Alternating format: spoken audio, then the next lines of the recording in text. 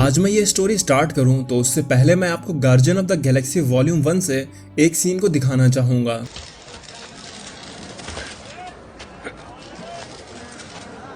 तीन कॉर्निक्स बैटरीज, कोटाटी बीच के 7 डिब्बे नहीं डिब्बे। पिछली बार तुमने मुझे भेजा। अब जब आपने ये सीन देख लिया है तो मैं आपको बता दूं कि मैंने ये आपको क्यों दिखाया है, क्योंकि अगर आपने इस सीन में ध्यान दिया हो तो ये बंदा किसी से कॉल पर कोटाटी बीज लाने के लिए मांग करता है। और जैसा कि आप जानते ही हैं कि एमसीयू में कोई भी चीज फालतू में नहीं दिखाई जाती है। अब जब एमसीयू में क्री और स्कल दोनों ही लोग इंट्रोड्यूस हो चुके हैं तो मुझे लगता है कि आगे आने वाले इवेंट्स में कोटाटी भी हमें देखने को जरूर मिलेंगे। And I am very sure कि आप कोटाटी के बारे में कुछ भी नहीं जानते होंगे। तो आज की ये वीडियो आपको कोटाटी के बारे में और भी ज़्यादा इन्फॉर्मेशन दे देगी। और अगर आप में से किसी ने भी एम्पायर के पहले 2 एपिसोड नहीं देखे हैं तो उनसे मैं यही रिक्वेस्ट करता हूँ कि वो इस वीडियो के बाद उन दोनों शोज को देख लें। तो चलिए आज की इस स्टोरी को शुरू करते हैं। हमारी आज की कहानी की शुरुआत होती है एक इनक्रिप्टेड मैसेज से जो कि स्क्रल हाई कमांड को भेजा गया होता है। उस मैसेज में एक लेडी बोलती है, मैं ये 16वीं बार अटेम्प्ट कर रही हूँ कि आप तक ये मैसेज पहुँच सके। हम सब यहाँ अर्थ पर इंसानों के बीच में रहने के लिए भेजे गए थे, जहाँ हमने एक परिवार बसाया। मेडिसन, एलिस और एवी मेरी अच्छी बेटी और एक परफेक्ट सोल्जर बने। हमने यहाँ पर अपनी पूरी मेहनत और लगन के साथ काम किया। यहाँ रहकर हमने अपने मिशंस को अंजाम दिया। लेकिन तभी अर्थ पर इंसानों ने एक प्रोजेक्ट को लॉन्च किया जिसका नाम है प्रोजेक्ट ब्लॉसम। इस प्रोजेक्ट ने हमारी सीक्रेट आइडेंटिटी को रिवील करने का काम किया। मेरी बेटी आइवी, उसे किडनैप कर लिया गया, जिसको बचाने के लिए मेरे हस्बैंड कार्ल मारे गए। लेकिन उनकी मौत जाया नहीं गई। उन्होंने मरने से पहले हमारी बेटी आइवी को प्रोजेक्ट ब्लॉसम की फैसिलिटी से छुड़ा लिया था, जहां उन्हें ये पता चलता है कि इंसान आइवी के ब्लड से एक एक्सपेरिमेंट कर एक ऐसी डिवाइस या फिर टेक डेवलप कर रहे हैं जिससे हम स्कल्स की सीक्रेट आइडेंटिटी रिवील हो सके। इस प्रोजेक्ट ब्लॉसम की वजह से बहुत सारे स्कल्स मारे गए, तो कुछ अभी भी मुझ जैसे लोगों की तरह बचने की कोशिश कर रहे हैं। हम लोग अब यहाँ पर अकेले हैं और हम स्कल्स को सर्व करना चाहते हैं। इसलिए अगर आप तक ये मैसेज पहुँचता है तो आप हमें अगले आदेश के बारे में बताइए। स्कल्स एम्पायर की जय हो। तो आइवी पूछती है, मॉम आपको क्या चीज़ परेशान कर रही है? जिस पर वो लेडी कहती है, कुछ भी नहीं बेटा, हमें बस अगले ऑर्डर्स तक का वेट करना है। जिसके बाद वो सभी लोग एक सीक्रेट लैब में जाने लगते हैं। और जब वो अंदर जाते हैं तो एलिस पूछती है, मॉम ये क्या चीज़ है?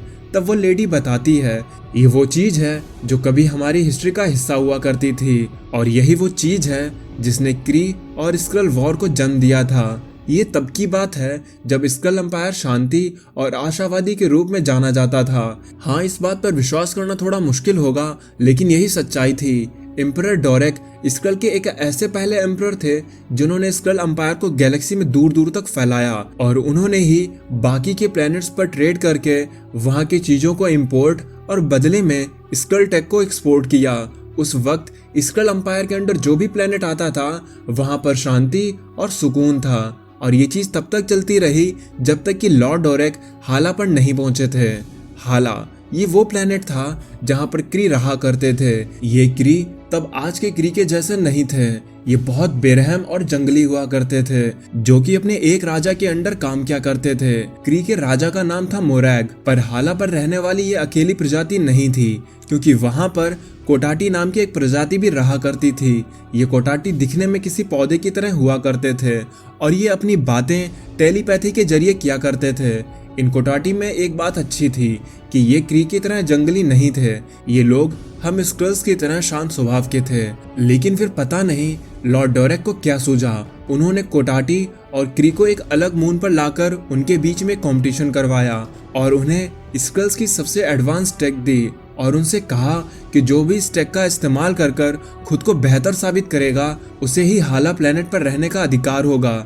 और जब लॉर्ड डोरेक 1 साल बाद उस मून पर वापस आए तब उन्होंने ये देखा कि क्री ने स्कल्स की टेक्नोलॉजी के साथ खुद को बहुत ही ज़्यादा एडवांस बना लिया है, और उन्होंने स्कल टेक का यूज़ काफ़ी अच्छे से किया था। लेकिन वहीं दूसरी तरफ कोटाटी ने ऐसा कुछ भी नहीं किया था। वो लोग शांति और खुशहाली में बिलीव करने वाले थे, इसीलिए उन्होंने कोई भी इमारतें या फिर स्पेसक्राफ्ट नहीं बनाया। बल्कि उन्होंने वहां पर गार्डन्स को बनाया। लेकिन जैसा कि आप समझ ही सकते हो कि क्री ने स्कल टेक का अच्छे से यूज किया था, जिस वजह से वो इस कंपटीशन में जीत के सच्चे हकदार थे, जिस वजह से उन्हें हाला प्लेनेट दे दिया गया। लेकिन क्री लोग एडवांस्ड होने के बाद वो सब कुछ करना शुरू कर देते हैं जिसके लिए वो जाने जाते थे। उन्होंने कोटाटी को ढूंढकर खत्म कर दिया और उनकी ये जंग सिर्फ कोटाटी तक ही सीमित नहीं रही, उन्होंने ये जंग हम स्कल से भी छेड़ दी थी, जिस वजह से उस जंग का उदय हुआ जिसे क्री स्कल वॉर के नाम से जाना जाता है।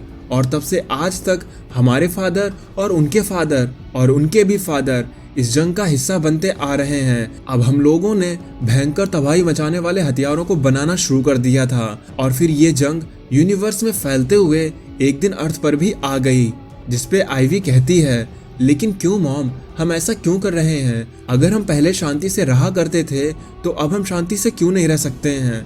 जिसपे वो लेडी कहती है, ये सब हम स्क्रल एम्पायर और अपने वजूद के लिए कर रहे हैं, क्योंकि जब क्री ने कोटाटी को एग्जिस्टेंस से ही खत्म कर दिया और बाकी के प्लेनेट से भी लड़ाई कर ली, तब हमें ये जंग लड़नी ही पड़ी ताकि हम लोग खुद को बचाकर रख सकें, नहीं तो हम भी कोटाटी की तरह वजूद से मिटा दिए जाएंगे। जिस पर आइवी कहती है, लेकिन उन कहानियों का क्या जिसमें एक पुराने मसीहा की बात बोली गई है? जिसपे वो लेडी कहती है कि वो एक कहानी है, यहाँ अब कोई मसीहा नहीं है। जिसके बाद वो सभी लोग अपना काम निपटाकर एक होटल में आ जाते हैं, जहाँ पर वो लेडी एलिस से अपने मैसेज के रिप्लाई के बारे में देखने को कहती है जो उसने स्क्रल हाई कमांड को भेजा था। लेकिन वहीं दूसरी तरफ आइवी चुपचाप बैठी हुई थी, तो मैडिसन आइवी से पूछती है, आइवी क्या तुम ठीक हो? जिसपे आइवी कहती है, क्या हो कि वो कहानियां सच हों जिसमें एक मसीहा की बात कही गई है जो स्क्रल और क्री के बीच में शांति ला सकता है। जिसपे मेडिसन बताती है, ये कहानी एक भविष्यवाणी से शुरू हुई थी जिसमें एक परफेक्ट ह्यूमन फीमेल की बात की गई थी कि वो और एक कोटाटी मिलकर एक ऐसे चीज को जन्म देंगे जिससे इस यूनिवर्स में शांति फैल सकेगी। अब क्योंकि क्री सारे बुरे नहीं थे, कुछ क्री ऐसे भी थे जो शांति में विश्वास रखते थे, जिस वजह से उन बुरे क्री ने उन अच्छे लोगों पर बहुत सारे अत्याचार किए और उन्हें धरती के अंदर कैद कर दिया, जहां पर उन्हें उस गहराई में वो आवाजें सुनाई दी